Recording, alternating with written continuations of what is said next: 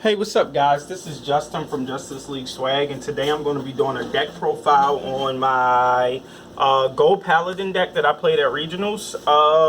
First off, starter is Curve. With the deck, I ended up going 5-2. My only two losses were one to Nova Grapplers because I had the G assist, so I was like 5k short of blocking his last attack. And then my other loss was to my second Narukami matchup. Like he literally just got me. So I should have been X1 if it wasn't for that G assist. So both of the guys I ended up losing to made top 8, which is bittersweet. But yeah, starter.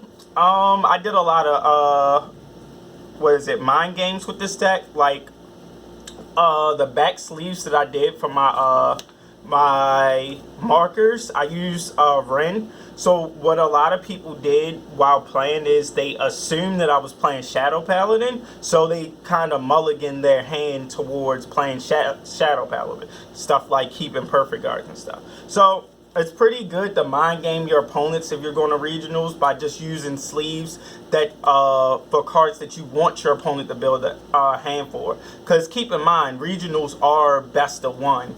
So I did a lot of sneaky stuff, so to say, with my deck. For the sake of consistency, my build is different. I didn't do the whole Ezel rod chain. Instead, I just went straight up Paladin and Platina, yeah. But my trigger lineup, full perfect guard. Playing Ezel, you kind of can't not play the draw trigger perfect guards, just so you can out advantage your opponent if they're attacking rears or whatever. Ezel 2 helps fill your hand, but having the extra draws in order to guard is really good, especially because with Platina you can control your drive checks. Heals 4, staple, don't really have to go into detail on that. Then my critical triggers, I actually got a little fancy with that. I'm only playing 3 of one form. Then I'm playing 3 of Fortune Bell and just 2 Flame of Victory. The reason why I'm playing the 3 different arts is because if I'm guarding with the cards or they get called to the field or whatever, or my opponent sees them doing drop checks, I want my opponent to believe that I'm playing 12 crit, so they're more likely to guard my Vanguard. Great one lineup. I'm playing 1 Evil Slaying Swordsman Hagan. I'm only playing 1 because I'm playing 13 Great Ones, and all of my other Great Ones I'm running at 4 for consistency. So with this one guy, it was supposed to be another grade 3, but I found with all of my playtesting that I really needed another grade 1 in the deck. And for him, he's a better first ride because his on hit can give me a free card. Like one game, he actually called me a free Hoel versus my first Narukami matchup. So it's like on hit, he hit a damage trigger, but it didn't matter. Check top deck. My opponent's at grade 1, so my top is a Hoel. Call Hoel to my back row, pass turn. Really good plus. But the only reason why I wouldn't run more is because the other grade 1s in the deck are kind of more detrimental. So the next ones I'll talk about is Dendrain. I'm running at 4. Dendrain with this build, because I'm playing Sagramore, is stupid. I've had a lot of turns in games where I would go, okay, ride Platina, call Sagramore, Soul Blast draw, call Dendrain, Soul Blast draw, or I would go into my other grade 1 off of riding my Vanguard, Knight of Vitality, Brenius. With him, when I would ride, say if I ride Sagramore for turn, XL2 draw, then his skill will proc. I'll put him in the soul, draw another card, and now I must call a card. So then I would call Dendrain. then Soul Blast and draw. So I just +2. Like, the deck literally runs through the entire deck, so I'm getting to my perfect guards and my other grade 3s faster, so I always have another ride target. Ideally, I only go into Sagramore first if my opponent tries to counterblast star me, because then you're still building the board for free. It's pressure, and then you're just going to ride Platina over it afterward. Plus, Brennia's skill, since I'm playing Pelennor, if one is on the field, if I ride Pelennor, I can put him to soul and call another unit, which gives me more attacks on the battle phase. Alright, lastly, for the great ones is Hoel. And this card is, like, amazing in Gold Paladin now. Like, you already know its ability. You gain plus 5k if it is called into the lane or a card is called into the lane that turn. So, for example, the primary focus I used it for is calling it behind my Vanguard. So I would, on grade 1, ride, call Hoel behind Vanguard. Vanguard gains plus 5k. Swing. Your opponent almost has to take it. Keep in mind, this is Ezel deck, so your opponent doesn't want to take early damage against the Ezel deck. Your next turn, you just ride Vanguard. If this is still behind your Vanguard gains plus 5k. It'll gain plus 10k if you have Paladin on board, which is stupid, because then you're making an overpowering Vanguard lane all game. Once you get the grade 3, same thing. Vanguard gains plus 5k, plus 10k if Paladin's on the field. And on top of that, with Pelennor plays it stupid, because you swing, if any of your rear guards hit, Counterblast 1, Soul Blast 3, ride Pelennor. That Pelennor that you just played also gains plus 10k. So when your Vanguard swings, Pelennor will be swinging for 22, just because of Hoel. Depending on what deck you're playing against, I will place it on the rear and just make it overpowering lane. You can swing with the card that you place in front of it first, because you want to call, like, your Platina call over top of the card in front of the Hoel, just in case your opponent hits a damage trigger. Grade 2s that I'm playing, for the power bump, mostly Paladin. We're playing at 4. I didn't use the skill all the time. I only used it if I had an abundance of Counterblast, because you don't want to really go Counterblast crazy. Like, your Counterblast, you kind of want to focus on getting off Platina or Pelennor skills with. But he's good to have on the field, just so anything that you play in front of Hoel is gaining that 10k. The optimal cards that you always want to play in front of Hoel would always be grade 2, so on the following turn you can intercept, or a grade 3, so you don't really care about calling over it. Next up for 2s, I am playing 4, Wonder Ezel. And because it's Ezel deck, Wonder Ezel is also a good mind game, because a lot of people assumed that I was playing the ride chain and that I just missed it.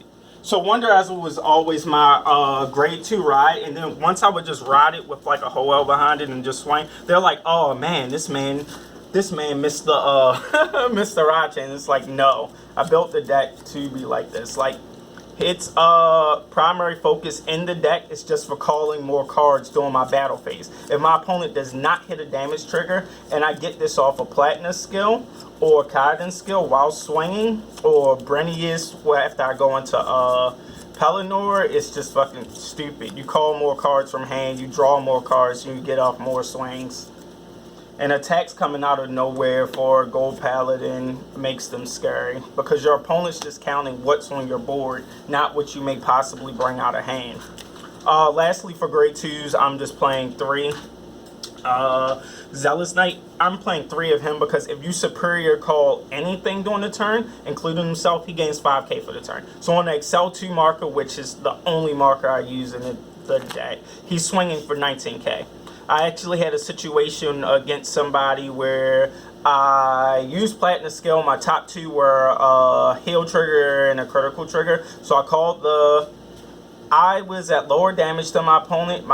I was at 3, my opponent was at 4, and I had this on the Excel marker. I superior called the heal trigger in front of Hoel, and then gave the crit power to the heal trigger.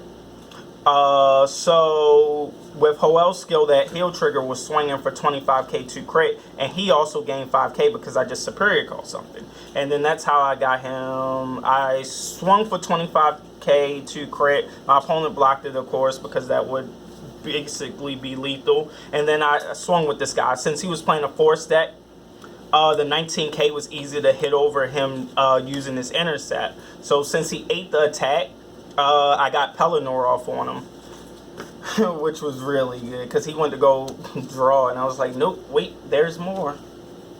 Alright, lastly for the day, the grade 3 lineup. I'm playing 3 Sagramore. It's really good to build a free field, rush your opponent, and get more cards in hand. Like with this deck, I draw so many cards, I can block almost every deck. Like the Narukami deck I ended up losing to, I blocked his Gauntlet Buster for like 7 turns in a row before he ultimate killed. Like he just got me. I hadn't played against anybody before that just Counterblast starved me with the deck, and I never really needed Counterblast before because I'm playing the Sagramore and Wonder Ezel. I had Dendron in hand, but I needed to draw either one of them to countercharge so I could use Platina skill. If I could have got that off, I could have beat him because his hand was so low for me swinging at his vein so much. Next up for 3s, 4 Platina. He is the primary focus of the deck.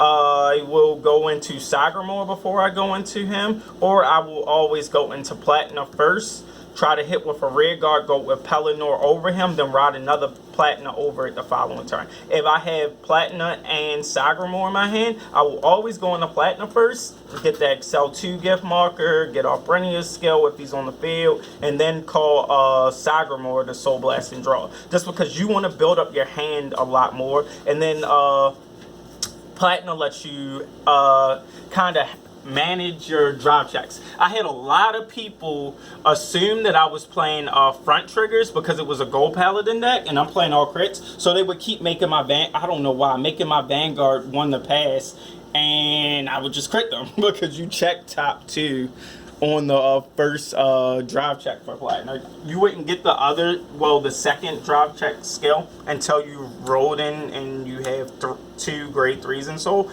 But having on the first check is a lot of pressure, especially because you get another call and another attack, which can be really unpredictable for your opponent. Then lastly, I'm playing 2 Paladin. The only reason why I'm playing 2 is because it was a best of 1 format, so I don't want my opponent to know about it. Like, I don't want to damage check it, and I don't want to drive check it, because I don't want them to know it's in the deck. So I caught a lot of people by surprise by having it in there, because they're just eating rear guard attacks, because they're going to, they see me guarding with crits, they're like, okay, I'm going to perfect guard the van because I don't want him to go for the 2 to pass. Then I'm going to eat one of the rear guard attacks, and I'm going to block wherever the crits go. So by them eating a rear guard attack, you go into Paladin. And then with Paladin's ability and Platina actually passes his ability to Paladin. So, perfect example. You activate Platina for the turn. You swing. Okay, one of your rear guards hit. You ride Paladin.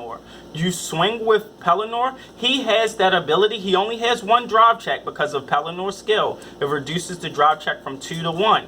But he still has Platina ability because Platina makes the drive check for the first check of the turn, which this would be his first check.